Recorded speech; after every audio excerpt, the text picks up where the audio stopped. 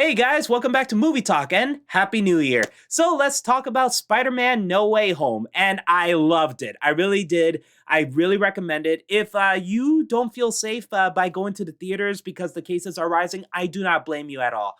You probably have to wait at least another month for it to be on demand. But because it's Sony, Sony is usually faster with the on-demand stuff. And because it passed $1 billion in the box office, maybe we could get it on Blu-ray and DVD much sooner than before. So we'll see about that. But if you are willing to go to the theaters, but you still feel a little uneasy, I do recommend going to the earliest showing as possible, pretty much as soon as the theater opens. That way, you would have a pretty small crowd, or you might watch the movie. You might be lucky and end up watching the movie by yourself.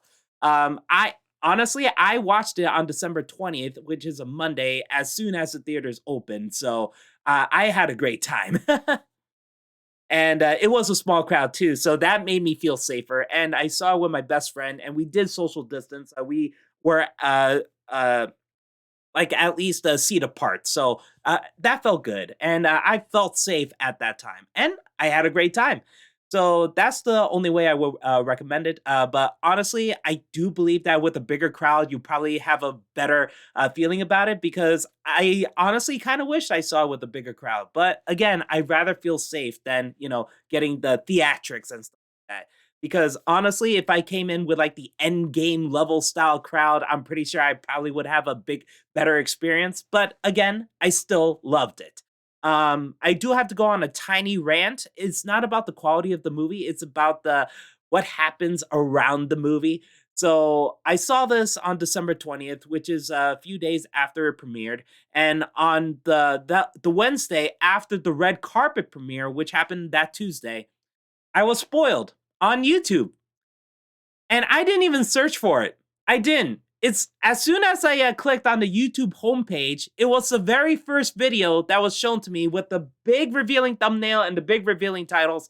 Here's the thing: I should not have to work. I should not have to block out search terms, block out keywords, all that stuff, just to not get spoilers. I mean, why can't people be honorable? I'm sorry. I feel like why can't people just not spoil things with before the movie even comes out? It's not fair. It really isn't. And also, if this footage happens during the premiere, the premiere, so who lets the people in with their cell phones? Who lets the people record the stuff? If it turns out it's the employees doing that, screw that guy too. Because honestly, it is really not fair. I really hate it. But with that said, even though I got spoiled by certain things, I was still surprised and I still had a great time. So that's how good this movie is. I still had a fantastic time, even though there are things that I knew what's coming up. So yeah, I really recommend it. And I gotta say, this is the first time that Tom Holland's Spider-Man was relatable to me. And you could argue that it's a generation thing, it's an age thing, because I'm not a big fan of high school Spider-Man, high school Peter Parker. So we've seen high school Peter Parker since Civil War, Homecoming, Infinity War, Endgame, Far From Home, and now we got No Way Home, and he's still in high school. And that was one of my biggest problems with Tom Holland's Spider-Man, and not just that, the fact that Tony Stark is his mentor. They don't really do much with Uncle Ben, so and we don't really know much about Uncle Ben. We can assume that yeah, he went through the same thing that all the other Spider-Man do, but the thing is that because we don't know much about Uncle Ben and his history between him and Peter Parker, and we have Tony Stark as a mentor. Tony Stark keeps giving him like these suits that he made, Tony Stark made, and even after Tony Stark died, Peter was still given a machine that could let him make his own suit. So it's not like he made the machine which made his own suit or anything. No, he was given these things, and he's a high schooler. He didn't even have to worry about getting a job. He doesn't have much stress compared to all the other Peter Parkers we know. So That's why I didn't think he was relatable that much, to me at least. I can understand the younger audiences liking him more. I can understand some comic book purists because they like high school Peter Parker. But honestly, for me, I always prefer Peter Parker when he becomes at least a college student or older, because at that time he has to get a job, he has to juggle a lot of things, he has to get a job, a girlfriend, a love life, and he has to pay for rent, he has to have his own apartment, and he has to balance out his checkbook and everything, and also the expenses, and also, so much stress and everything. That makes Spider-Man more relatable, that makes him human. I didn't really get that much from Tom Holland's Spider-Man until now. Like, by the end of this movie, I really believe that Tom Holland's Spider Man is really Spider Man. He's not Spider Boy. He's not Iron Man Jr. No, he's actually Spider Man. He learns with great power comes great responsibility. And I am so happy about that. Sure, I would have wanted him to learn this in Civil War or at least in Homecoming, but better late than never. He goes through the Spider Man arc, and that's what I wanted. This is the Spider-Man I wanted from Tom Holland, and I am so happy about that. I can understand people saying that's how it's supposed to be. That's the arc, but for me, it felt like it was stagnant. It plateaued ever since Civil War, and it just stayed there, you know. But here, he actually rised, and I am happy about that. Um, every oh, Everyone did a good job. I would say the weakest one to me was actually Flash. I never really liked Flash in these movies, to be honest. And it's not against the actor. I just do not like the character. He's too cringy. I'm sorry that I just don't find him funny. And every time he's on screen, I just want him to go away. This is not the Flash that I'm used to, and this is not a Flash that I find interesting. Even I just want him to go away. So again, no disrespect to the actor. I like the actor. I've seen him in other movies where honestly he's fantastic and he did a good job for what he was given. My problem is that character I did not like. But everyone else I do like. I really like Zendaya as MJ. I do like Ned. I do like Aunt May. I like Happy. And of course, the Spider Man villains that we know and love from the previous Spider Man movies. So everyone did a great job. Every actor and actress did a great job, and we do have Doctor Strange and Wong back in this movie as well, and they did a great job. So the acting was pretty much very good. Um, so I'm this is still the non-spoiler section, but I do have to talk a bit about the villains. Okay, so I would say the weakest ones in terms of development would be the Lizard and Sandman. And to me, yes, there are a couple funny jokes involving the Lizard, and yes, the Sandman does have a couple of emotional scenes. But other than that, they are pretty much the same as we know them from the movies that they were in. So the Sandman still feels like the same person, the same character. Nothing really evolved from him from Spider Man 3. And the Lizard is pretty much the same guy from Amazing Spider Man 1.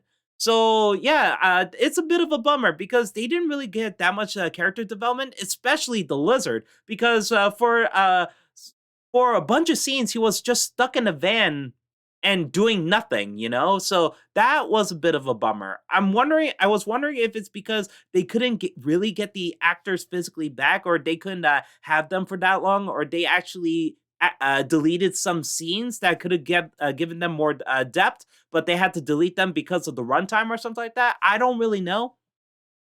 But again, these two seem like the weakest. The biggest improvement would definitely be Jamie Foxx as Electro. And it's funny because when I heard that Jamie Foxx is back as Electro for this movie, I thought that it's going to be terrible because I did not like Electro in Amazing Spider-Man 2. I did not like the nerdy stereotype with the goofy hair, with the glasses, the gap teeth, and him being very, very needy. And he's basically Edward Nigma from Batman Forever. So I did not like that. And even when he became all blue and shooting out the lightning, I did not care about him at all either. So that's why I was so worried about him in this movie. But this movie proved me wrong. He was fantastic. Jamie Foxx got redeemed. Electro got redeemed, and I am so happy about that. Electro is now more intimidating. He's more badass, and he's more threatening, and he has some very very cool actions scenes as well. So, and even though to me, I know some people can argue that it's Jamie Foxx basically playing himself, but honestly, that's a giant improvement over Electro from Amazing Spider-Man 2. So, in anyway, it's a great job. And what I love is that not only does he shoot yellow lightning this time around, every time he shoots lightning or when he charges, every time he charges, there's like a silhouette of the Electro mask from the comics. So that was pretty cool. I really like that. So biggest Jamie Foxx's Electro got redeemed, and I love it. Now we have to get to Alfred Molina is back as Doc Ock, and Doc Ock is still great. He really is. In terms of character development, yeah, you could say it's not as much compared to Electro, but he was already perfect in Spider-Man 2 anyway. But there were some cool scenes and some memorable scenes here, which I'll get to in the spoiler section. But some of it did grab me, and Alfred Molina is great in it. And I think they did de-age him because the last movie I seen Alfred Molina in was Pretty Young Woman. And then I saw him here, and I was like, "Oh my god, you look like you were back in 2004." So I'm pretty sure they de-aged him. The tentacles of the CGI for them, it has improved, so it does look better this time around. But I will say there were a couple of shots where Doc Ock looks like he's floating. Like the tentacles don't really have that much weight to them, or something like that. So I don't know. Maybe it's the way.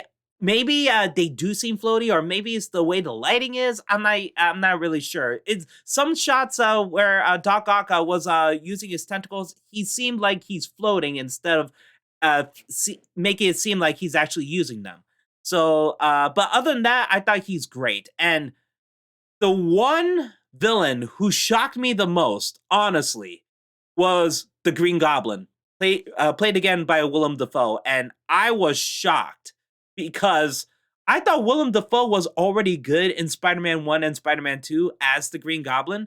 And my only problem with that Green Goblin was just the suit. And it's not like I hate the suit or anything. It's just that it reminds me of like a Power Rangers villain kind of suit.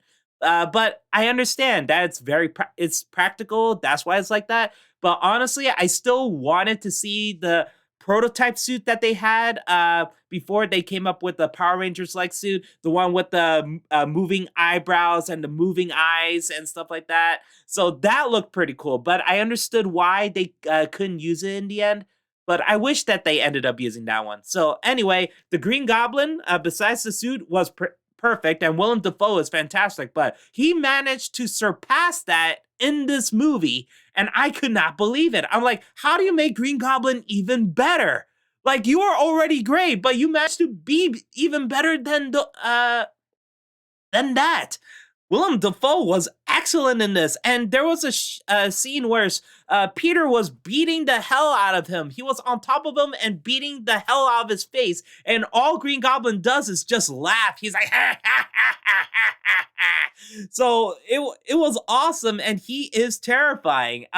When he was Norman Osborn for 1 second, but with a quick switch, he becomes Green Goblin, and he's threatening, and man, that whole entire scene in the apartment where he gives his monologue and he was beating the hell out of Peter, man, that was so good.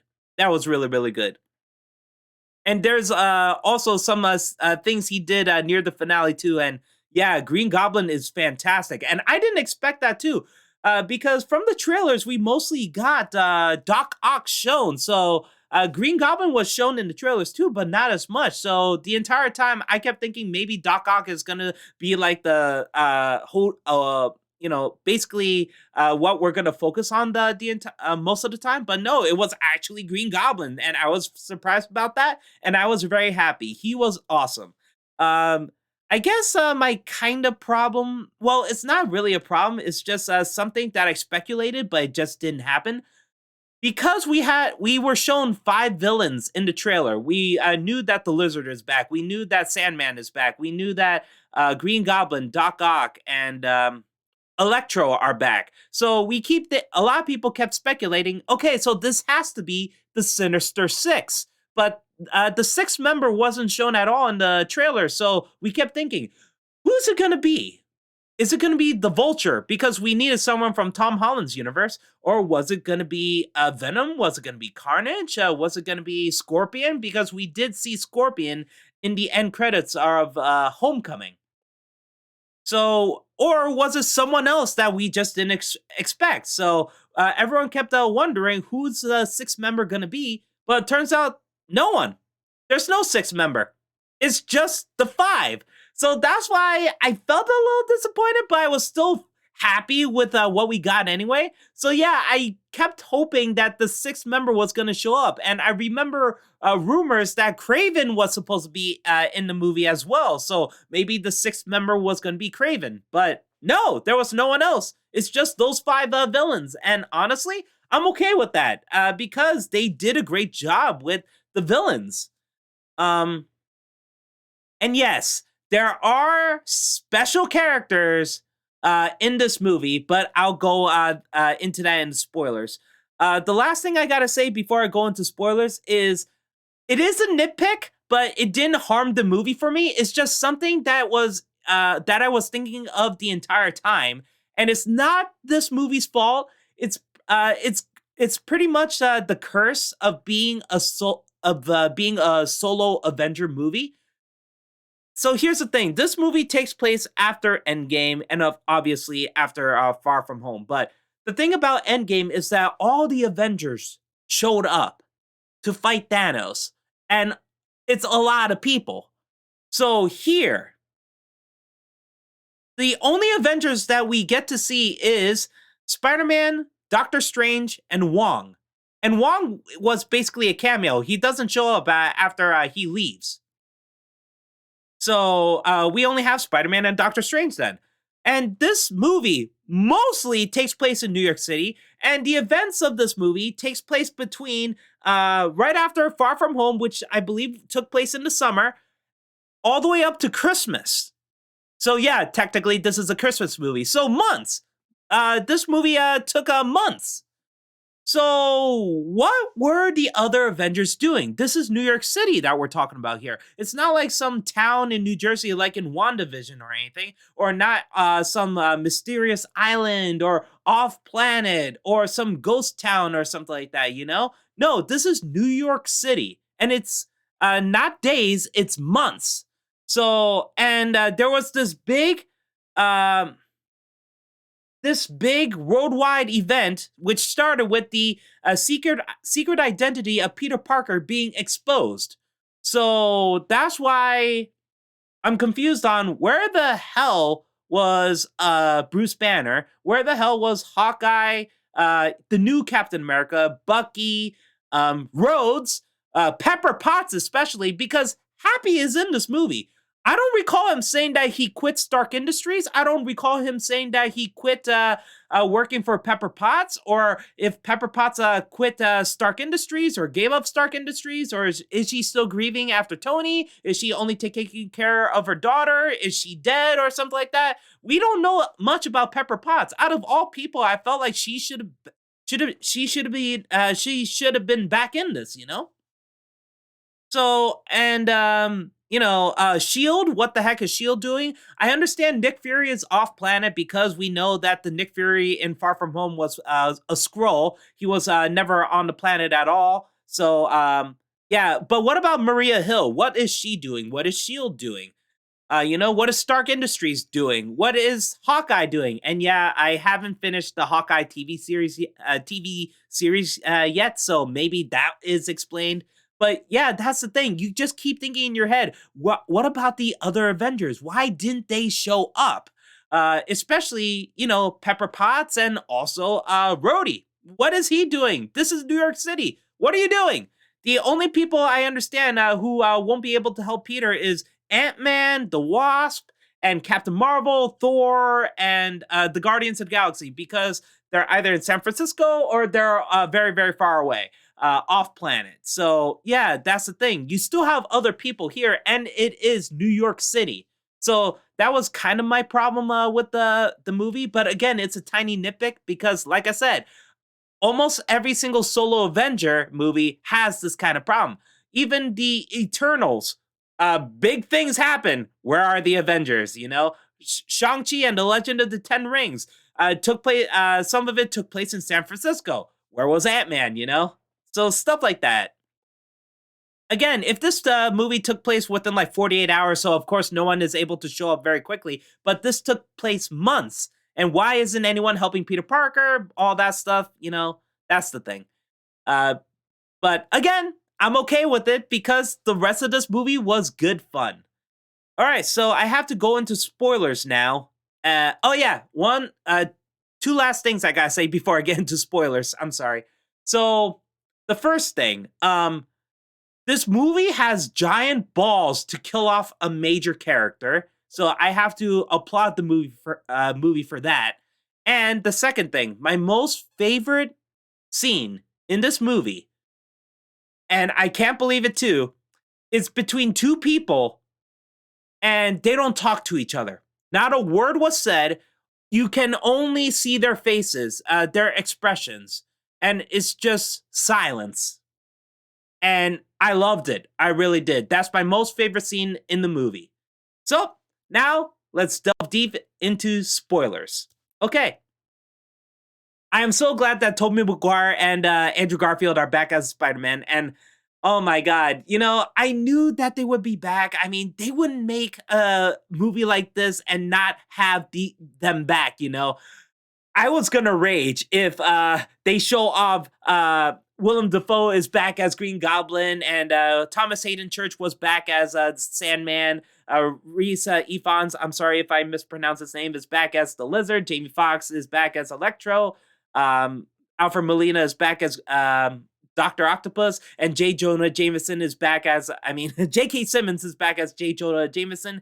And you have all these guys, but if you do not include Tobey Maguire and or Andrew Garfield, I was gonna rage. I was gonna applaud. I'm like, oh my God, that's such a troll move, Sony. But at the same time, I'm gonna bring my pitchfork and a torch. Oh my God, I am so glad they're back. And honestly, I was surprised at how much screen time they would get because yeah, technically they were mostly for the finale, but they have a much more screen time than I actually expected, and I loved it. I really did. And honestly, all the villains, they have a lot more screen time than I thought too. And the other thing too, the multiverse, a lot of this movie took like the multiverse is like I guess 75% to 80% of this movie. So again, I was surprised at how much they actually focus on the multiverse stuff. So I gotta give this movie credit. Thank you for doing that. I was worried that it's gonna be like an hour focused on the multiverse stuff and everything's gonna be rushed. No, the pacing is great. So that is huge props to the movie. So when the two Spider-Men finally show up and they sense their spider sense is tingling at the same time, so they're wondering what the heck is going on. And then they were jumping and spinning, and Peter too, who is Tobey Maguire, managed to web up the web shooter of Andrew Garfield, who is known as Peter 3, and that was pretty cool. And I love that the dynamic between the two as well. Like MJ doesn't believe Andrew Garfield at first, so she's like, okay, climb on the ceiling. So Andrew Garfield was holding onto the ceiling with one hand, and she's like, hey, you know what? No. You have to crawl on the ceiling. He's like, no, this is enough proof. But Ned's mother or grandmother, I totally forgot, she's like, can you please get the cobwebs off the ceiling? So Andrew Garfield's like, fine, and he's crawling on it. That was great. I loved it. And what I also love, I have to backtrack a little bit because what happened was the major character that was killed off was Aunt May. And again, I cannot believe this movie had the balls to kill off Aunt May. They had the balls to kill off Marissa Tomei in this movie. And it was done by Green Goblin out of all people too. So Green Goblin used the remote. He made the glider crash into the building, crash into Aunt May, and he threw a pumpkin bomb at Aunt May, but Peter managed to deflect it in time. And It's weird because at first I thought Aunt May is immediately dead because that was a hard crash. But no, she got up immediately, checked up on Peter, and I was like, "You're okay after all that?" I was so confused. But it turned out it's because of the adrenaline she got. She just wanted to check up on her nephew and also gave the speech about with great power comes great responsibility. And then she dies right there. And I was shocked. I thought, no, no, no, you're not dying on me now. You can't die. And I was actually tearing up. It was a very well done death scene. And it turns out that, like I said, my biggest problem with the Tom Holland Spider-Man, especially with Uncle Ben, is that we don't know the relationship he had with Uncle Ben. We don't know how significant Uncle Ben was in these movies. But it turns out Uncle Ben is basically nothing. It was Aunt May who made the difference. Aunt May is the Uncle Ben of this movie, of this series, of the Tom Holland universe, because Tom Holland never got the speech. He was never told with great power comes great responsibility. He never learned it. It was Aunt May who finally taught him that. And because of that, her death was the reason why he becomes Spider-Man. And I have to give this movie a lot of credit. I mean, it's something I didn't expect, but at the same time, I was like, oh, he's finally going through the Spider Man arc. He finally goes through it in his sixth movie. But again, better late than ever. But I'm glad that he's going through it. I'm glad the other two Spider Man are basically teaching him with great power comes with great responsibility as well. They also expressed their emotions. Toby was talking about his Uncle Ben dying, like he finally tracked down the killer. It felt good, but it didn't bring him back. He still felt empty. And Andrew Garfield was talking about not being able to save Gwen, and that made him feel rage. And all he cared about was being Spider-Man at that time. He had no time to be Peter Parker, but he understood what Tom Holland's Peter Parker was going through. And then they all decided to team up together to help fix the villains. So again, when earlier when Tom Holland's Spider-Man wanted to fix the villains and was against Doctor Strange at the time, I thought it was an incredibly stupid idea because all I keep thinking about is that no, it's a stupid idea. You're gonna get people killed most likely, and yes, he did. It was Aunt May who died because of that, but Aunt May was okay with that because Spider-Man is supposed to help people. He's supposed to save people, even people who are hurting others. So, and the other two Spider-Man agree, and they managed to pull it off. They managed to help save the villains and help fix them, help them become normal again. So that was great. I really like that. Even though we already seen it before, like, okay, the lizard became human once again in Amazing Spider-Man, so we already seen that. So Andrew Garfield has to do it the second time. But again, it was great to see like the Sandman being normal again, and the Green Goblin is no longer it's back to Norman Osborn now, and he becomes himself again. And Doc Ock is no longer controlled by the tentacles. He managed to get the microchip fixed and stuff like that. So that was pretty cool. And Electro is fully human again.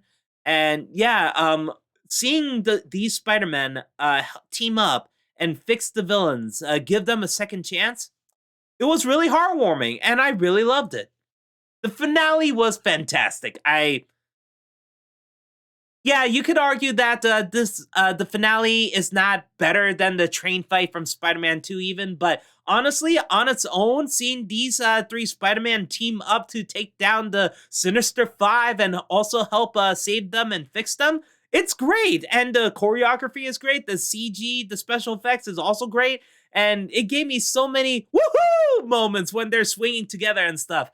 And I do like that at first they were screwing up a lot because two of them never worked as a team before. So even though technically Peter Parker, Peter 2, Tobey Maguire, he did work with Green Goblin for a moment, Harry Osborn. So technically he was part of a team. But anyway, the fact that they even said they never worked as a team before. So Peter 1, who is Tom Holland, he's like, hey, I don't mean to brag, but I was part of the Avengers. And Tobey Maguire's like, oh, the Avengers, that's great. What is that? Oh my god, that is so funny. And also I love the Spider-Man meme where everyone's pointing at each other, so that was hilarious. They actually did it twice. It was kind of subtle in the first time they did it. It was in the lab when they're trying to work on the gadgets and the chemicals to fix the villains. So Ned is like, "Oh, Peter, yo, yo, oh, you mean him? Oh, you mean him? Are you talking to him? I assume you mean him." And he's like, Peter Parker? Yeah, that's still us, buddy." Oh, that was great. So then it turns out, yeah, Tom Holland is Peter 1, Tobey Maguire is Peter 2, and Andrew Garfield was a little bummed that he is Peter 3. But yeah, I like the fact that Andrew Garfield's like, I always wanted brothers. I love you guys. So that was good. And also before the finale, I love the pep talk they had, and I love the fact that they actually focus on the Tobey Maguire's organic webbing because at first it seemed like a one-off joke, like, oh, they were just gonna talk. It was just gonna be a joke for that one scene, but no, it turns out they keep harping on it too, and they're like, no, seriously, we have to know how it works. I mean, does it come out of any other body part? Did you ever have a web block? And Peter Two's like, oh yeah, I did have a web block. And it's because of the existential crisis. Oh my god, the Spider-Man 2 reference, I loved it. And Andrew Garfield was saying like, "Oh no, I'm a lame Spider-Man. The you guys fought off aliens. The only wacky villain that I ever fought was a guy in a rhino suit." So Peter Two's like, "Hey, you got to stop doubting yourself. You know, I mean, you're amazing. You're amazing. You're amazing." And Peter 3 is enjoying the pep talk about that. He's getting inspired and stuff. But at the same time, Peter 2's like, oh my god, my back is killing me from all the web slinging. So Peter 3 was helping him fix his back. That was fantastic. So then we get to the finale, and the villains are being saved. And I gotta say, there's this weird, very weird part.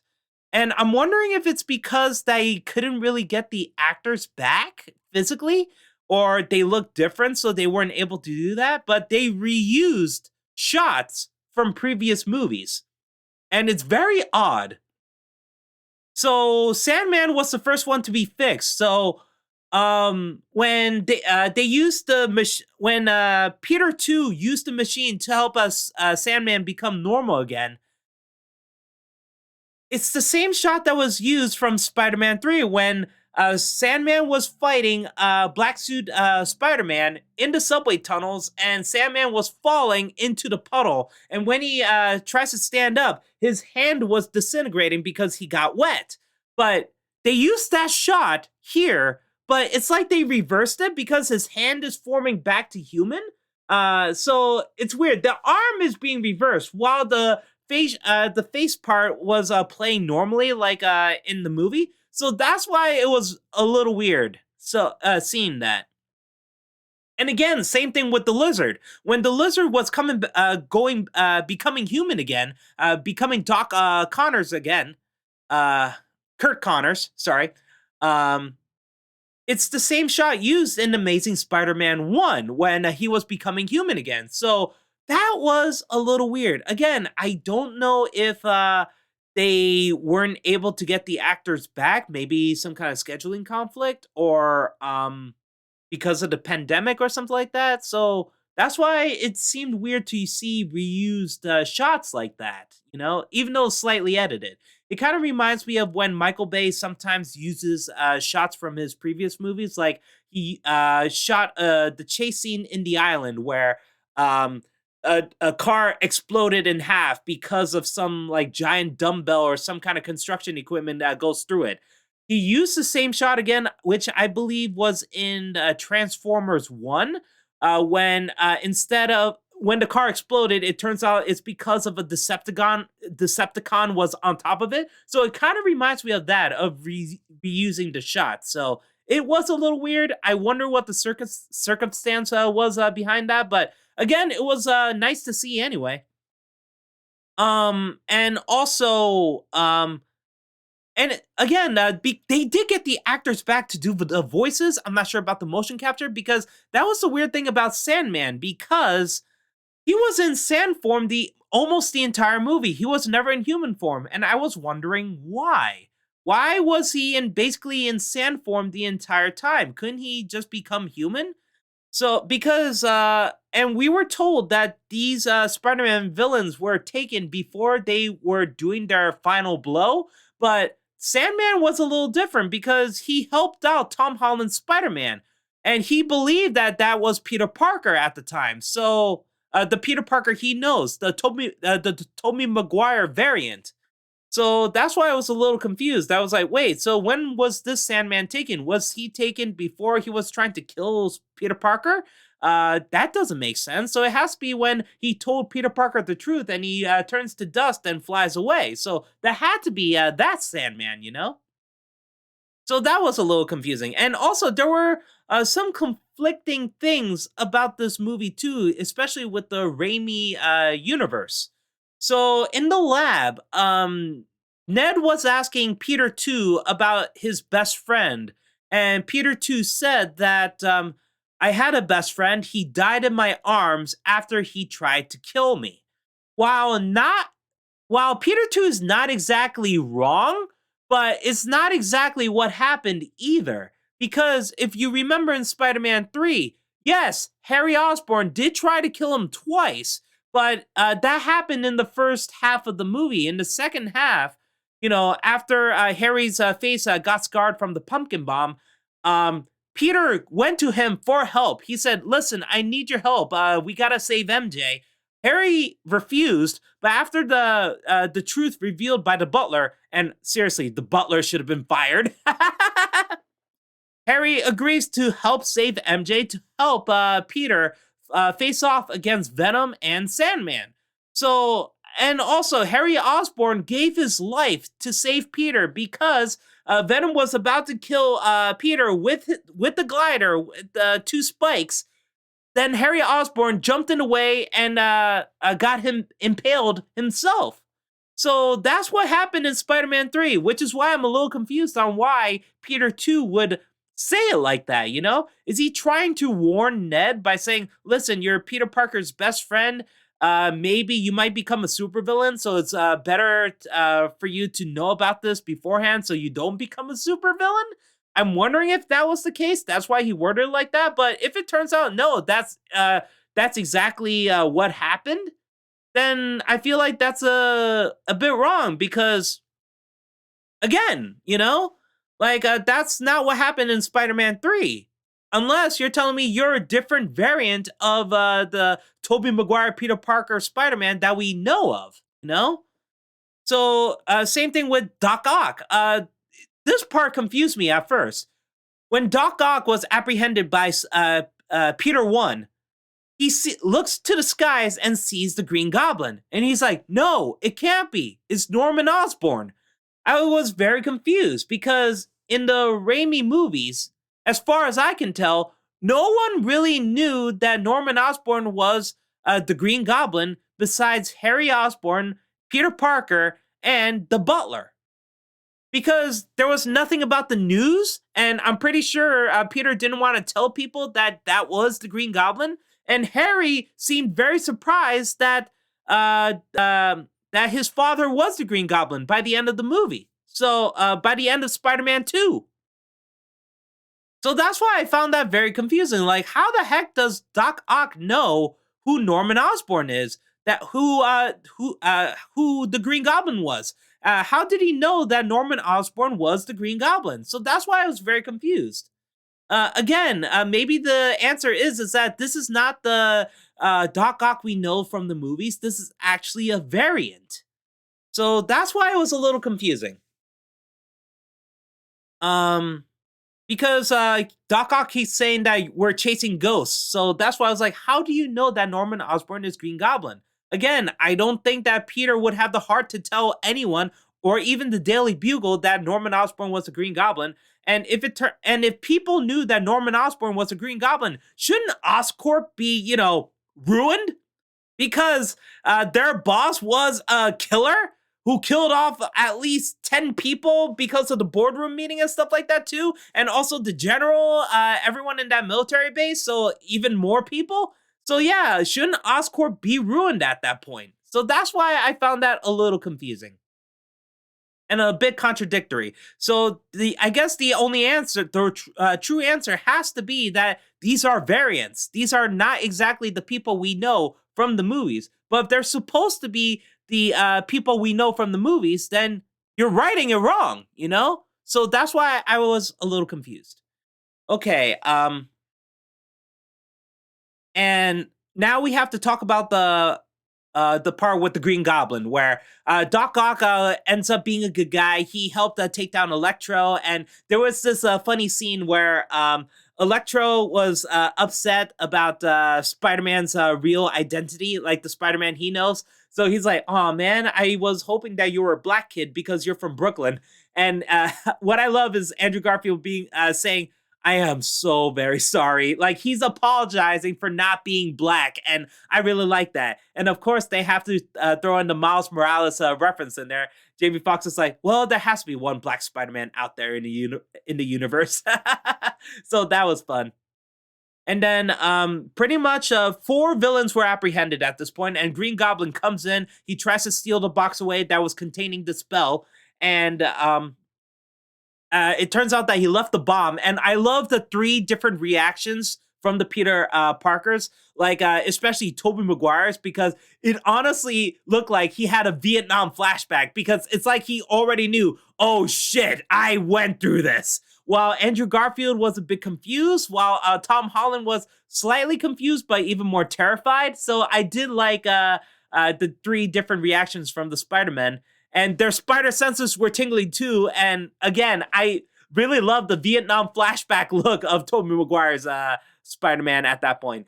So there was a giant explosion, and I thought the idea that the Statue of Liberty was going to have the Captain America shield was a dumb idea, but again, the shield was destroyed anyway, so I was fine with that. I was like, oh, okay, so you know what? It's used as the finale, and it was destroyed. That was fun. So the Captain America shield was going down. MJ fell off. Peter 1 was trying to save her, but he was grabbed by Green Goblin. But Peter 3 gets a second chance at saving someone in the same situation. So he jumps up and saves Mary Jane from falling to her death. What a great, great redemption right there. Like, oh my God, the acting from Andrew Garfield was fantastic in this. Like, even though it's a very, very short scene, like the emotions he's showing, it's really, really good. And honestly, I gotta say, even for Tobey Maguire, yes, his Peter Parker is still a bit awkward, but he is also mature and grown up. And I don't know if it's because of Tobey Maguire's acting ability now, or the writing, or the directing, or the character of this Peter Parker being more mature and stuff. Everything about it worked. Where I honestly believe, like, his dialogue, his scenes are even better than in the Raimi movies. I could be wrong, but I felt like it's a huge improvement from the Raimi movies. Again, maybe it's because some time has passed. Maybe it's the character. Maybe it's the writing. Maybe it's all of the above. But it just worked. Even Tobey Maguire as Peter Parker is back as Peter Parker and Spider-Man, and it's even better than before as well. So I gotta give this movie a whole lot of credit for that. And then we get to Tom Holland getting the final fight against the Green Goblin. And oh my God, this fight was brutal. And I believe that the director was influenced by the Raimi movies, because each punch was brutal. Like the shots they used, the angles, the expressions, and each punch felt brutal. And Green Goblin was so close to dying. And Tom Holland decides to pick up the glider and was trying to kill him with it. And now comes my most favorite scene in the entire movie. So, Peter 2 steps in to stop Peter 1 from killing Goblin with his own glider. So he swoops in, stops him, and not a word was said. Peter 2 was hanging, using every bit of his strength to stop Peter 1. And it shows how strong each Spider-Man is. And I just love that all Peter 2 had to do was just look at Tom. He could have said something. He could have said, no, this isn't you. No, you shouldn't do this. No, this is not what Spider-Man does, or something like that. He could have said a whole bunch of things, but he didn't. All he did was just look at Peter 1. Just look at him. And it speaks so many words, and I loved it.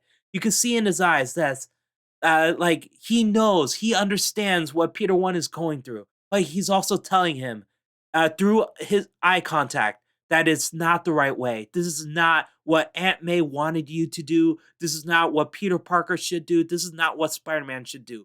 All of that with just a facial expression. No words were spoken, and it was so good.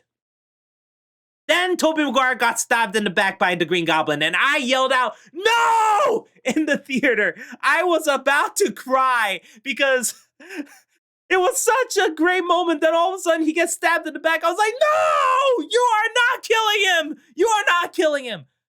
He's okay." I couldn't believe it. I was like, "What? I thought he was dying." No, he's just badly hurt, but he's not dying. Really? You made me yell out no in the theater. Screw you, movie. You almost had me to tears. You had me thinking that Tobey Maguire's Spider-Man was gonna die. Nope. He's fine. Just badly hurt. Oh my god.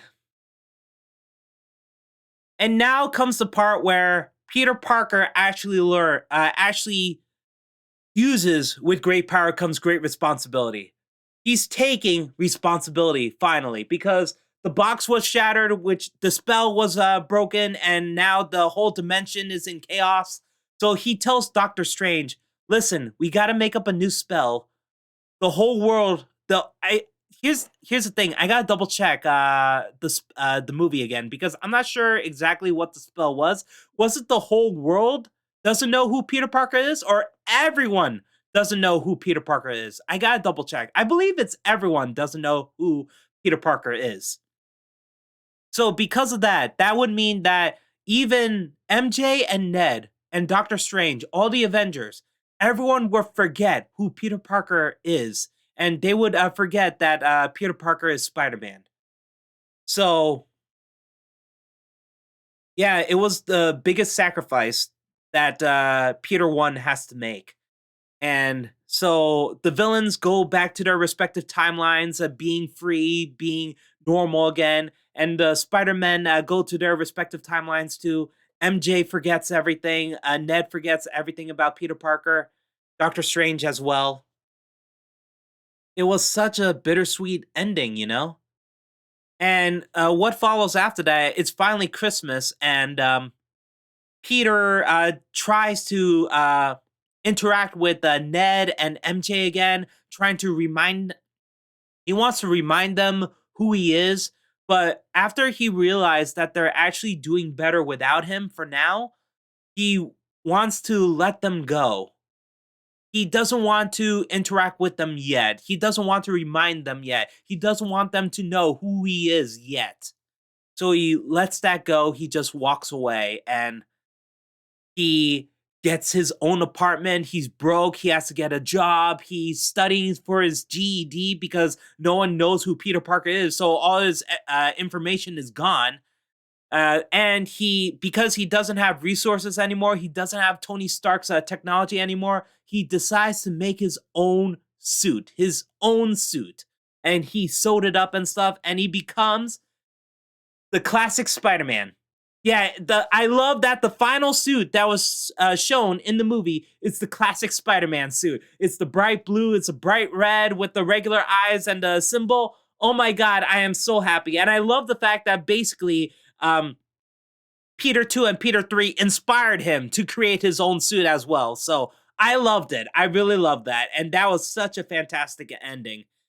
And again, I just love that this is the Spider-Man we wanted, the Spider-Man who made sacrifices. And yes, it sucks, but he's doing it for the greater good. It's beyond him, and hopefully one day that he will get MJ again, and they'll be happy together. That's what everyone is hoping for. Hopefully, that's gonna happen in Spider-Man 4 or any all the other MCU Spider-Man movies that's coming up soon. So yeah, it was so good. It was so good.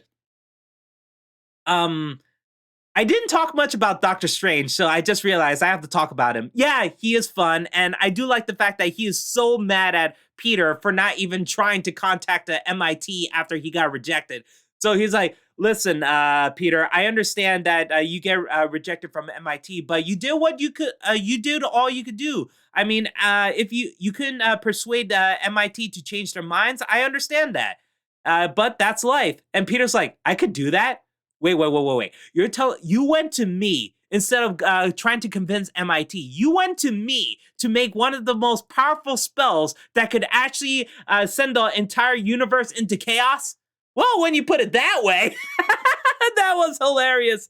But yeah, Doctor Strange does have a big role, and a lot of scenes with him are fun.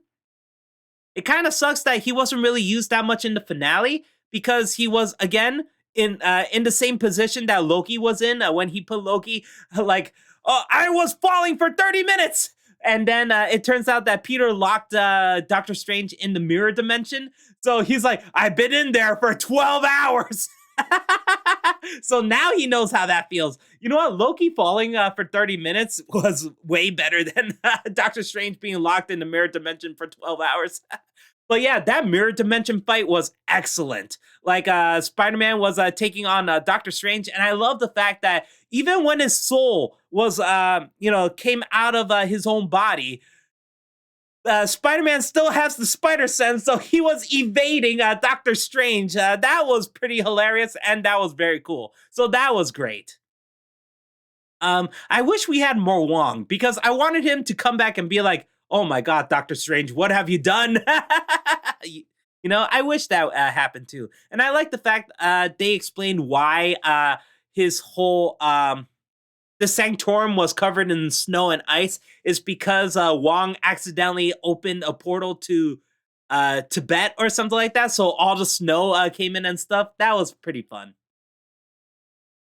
And I do like that MJ. I really like the relationship between Peter and Ned, and especially Peter and MJ, because, yeah, I gotta say, even though I love the Raimi movies, I even really liked Spider-Man 3, even though, yes, it is disappointing and it did have a lot of problems. But honestly, as it's still entertaining to me, I will say that it's not the fault of Tobey Maguire and it's not the fault of Kirsten Dunst, but the relationship between Peter and MJ is pretty weak compared to Peter and Gwen in Amazing Spider-Man and Peter and MJ in Spider-Man Homecoming series.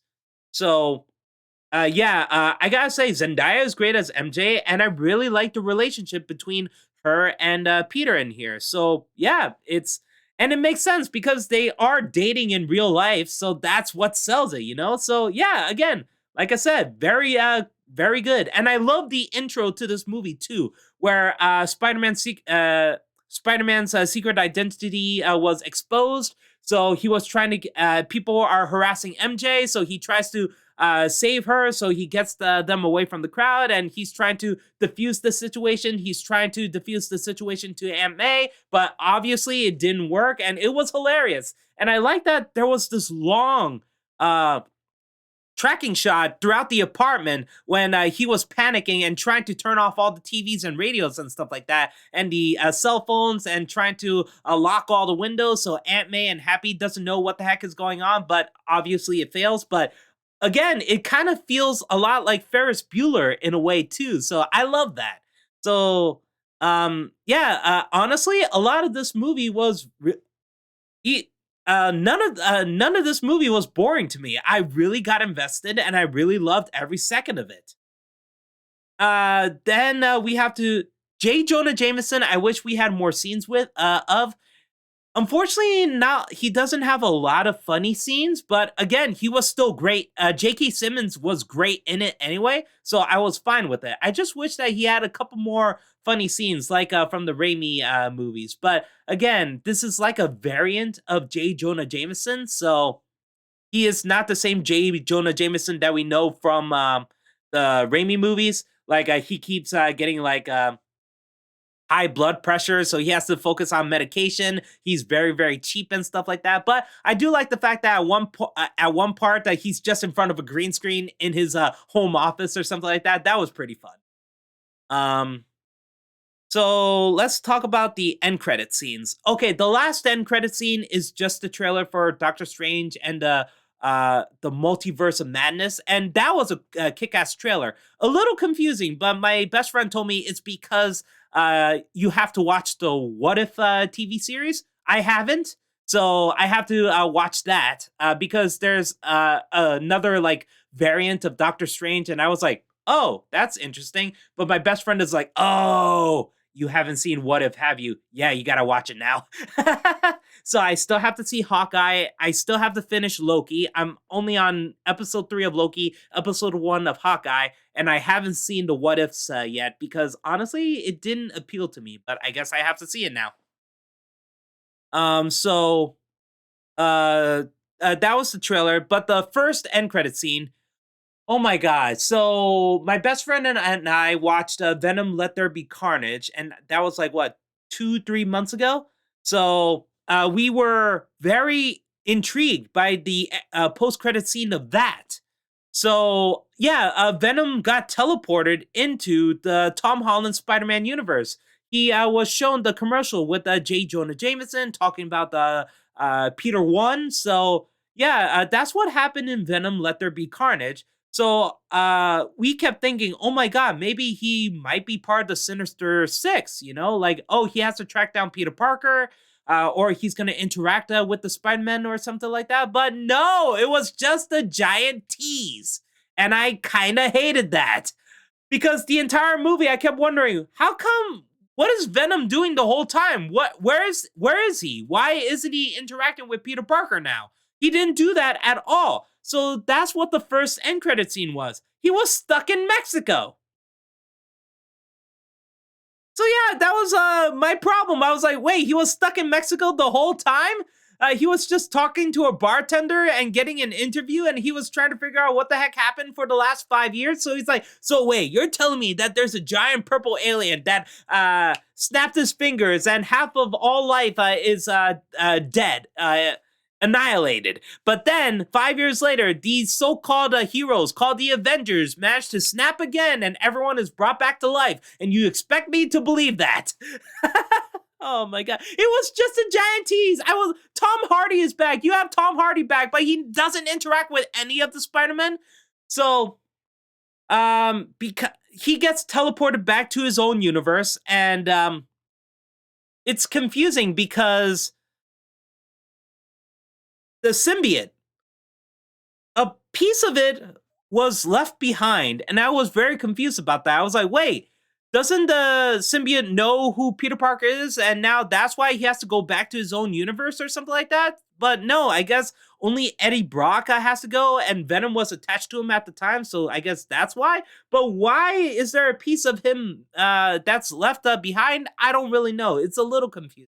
So yeah, apparently they're setting up for Venom in this universe as well. So Venom is stuck in Mexico, and I guess he has to try to find his way to New York City, unless in Spider-Man 4, Peter is going to Mexico for some reason, you know? So yeah, we'll see what happens in Spider-Man 4, because you're setting this up, you know? Like, Venom is finally in the Spider-Man Peter Parker universe. And this is also kind of my problem with the trailers for Morbius as well, because in Morbius, we saw Michael Keaton, and he's back as Vulture, and also they even talk about the San Francisco event, which they're talking about Venom. So that's why I was very confused. I was like, wait, so Morbius is in the Venom universe, but this is Michael Keaton as Vulture, but is this the same Vulture that we know from the Tom Holland universe? So that's why that part was a little confusing as well. Because now I'm thinking that the Michael Keaton as Vulture that we know in Morbius is just a variant. He is not the same Vulture that we know from the Tom Holland Spider-Man universe. So that was a little confusing and a bit of a tease. Uh, and yeah, there's no hint of Morbius at all in the Tom Holland universe. And from what I can tell, I think people are saying that the Venom universe is actually part of the Andrew Garfield universe. But if that's the case, then shouldn't Tom Hardy know who Spider-Man is? Because, you know, Spider-Man has been around for a while at this point. So that's why it's very confusing with all these different universes and timelines and stuff like that. And now you have to keep track of it. It's weird. Anyway, so honestly, I hope Andrew Garfield does get his Spider-Man, Amazing Spider-Man 3. And here's the thing, I'm not changing my mind.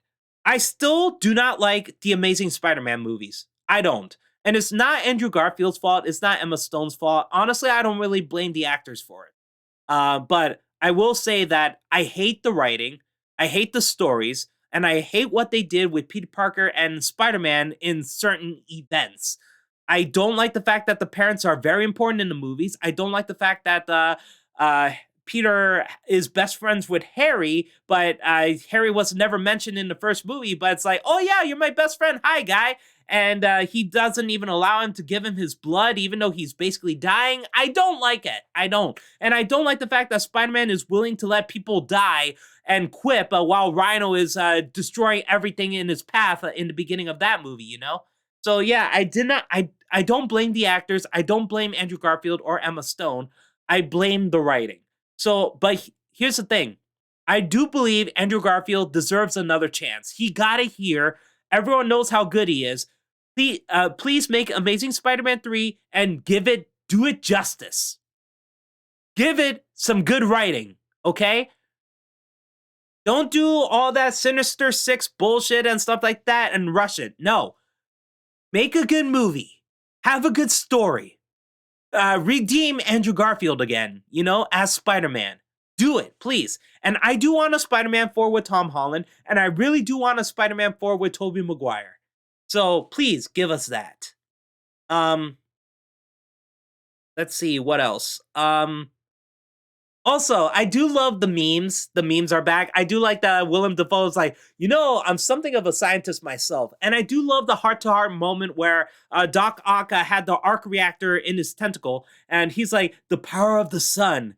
And Tobey Maguire steps in and he says, in the palm of your hand. And he takes off his mask, and Doc Ock is like, oh, my boy, Peter, you're all grown up. How you been? I do like the fact that this Doc Ock has, like days ago, has seen Peter Parker, a young college student, but now he sees an older, mature Peter Parker who's all grown up. And he said, "How are you doing, my boy?" And Toby says, "Well, trying to do better." So he's still a little awkward, but at the same time, he's still grown up. He's still mature, and he still said that, and it's great. It's really, really great. Great. What else? I do like the fact that the villains, some of the villains have something in common. Like, Doc Ock was working with Norman Osborn, working on the gadgets and stuff like that because they're both scientists. So it was fun seeing that. It was awesome seeing, um, what was it? Electro and Sandman having something in common by saying, "Oh, yeah, we were both fell into science experiments and we became science experiments. So we both got to stop falling into things." So that was cool. Oh, I gotta talk about Sandman. Actually, he was in his sand form the whole time. So that was weird. I guess it's because they weren't able to get Thomas Hayden Church physically back. But again, I was wondering why he was in his sand form the whole time. So that was a bit weird. Wait, did I already say that? I'm sorry, this video is long. And also, I kept trying to record this video, but the first time I did it, there was an audio glitch. So unfortunately, this is the second time. So I'm forgetting if I already said it in this video or not. So I apologize for that. Is there anything else before I sign off? I really love it. I really, really did. And I love that this is the Peter Parker Spider-Man that I find Tom Holland, Peter Parker Spider-Man, Spider-Man is finally relatable to me. He's finally growing up. He's finally taking responsibility, and I am so happy about that. And I cannot wait to see what the next movie is supposed to be about. What his next adventure is going to be. And I believe that's it. Yeah, I really recommend it. Oh yeah, the music is fantastic. That's all I gotta say. It's great to hear the Raimi music back, and it's great to hear the Mark Webb music back as well for the respective Spider-Man. So that was pretty cool. Um, there were a lot of great moments, a lot of fun moments. This is honestly, this is the best fan service movie I've seen in a long time. this is the best Tom Holland Spider-Man movie out of the trilogy, and out of all the movies that he's been in, yeah, this is the best Spider-Man Tom Holland Spider-Man movie, and this is the in the top 3 best Spider-Man movies I have ever seen in my life. And it was something I was looking forward to, something I really wanted ever since I was a kid, and it's real, and I finally saw it. It's so good. It was such a great feeling. All right, so that's it, guys. I hope 2021 was good for you, and I hope 2022 would be even better.